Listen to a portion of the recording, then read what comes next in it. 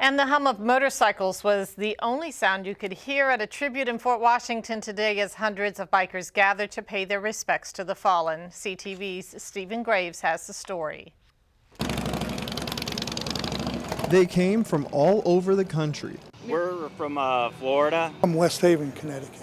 Wisconsin, just north of Milwaukee. Their stories are different. I worked for American Airlines at the time. I was pastoring a church at the time. My wife called me because I was working. But these bikers, lavished in leather, have come to Prince George's for one reason: For freedom and remembrance. Today's event gathered crowds of bikers riding their humming Harleys to remember the fallen on that tragic day 13 years ago. We'll be passing out the names of every victim of 9/11. I get cold chills because people took the time to try and contact their families, to contact, their loved ones, and let them know that I rode for your loved one. Those riders were a mixture of current service members and the veterans and first responders who remember September 11, 2001 like it was yesterday.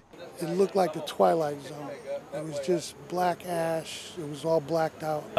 It was a very emotional time. Bishop Dan Johnson was a first responder who prayed for the victims on the scene. We were just desperately hurting and doing all we could do, and yet knowing that there were going to be so many lives lost that we could do nothing about. Johnson, along with many others here today, say they can't go back and change the past, but this tribute is the least they can do.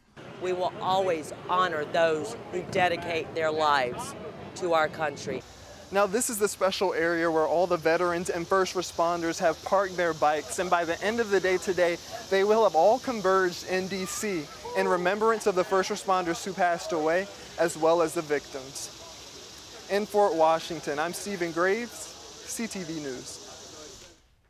And the event was held by the 2 Million Bikers to D.C. group. It's estimated that thousands of bikers traveled to the district today to pay tribute.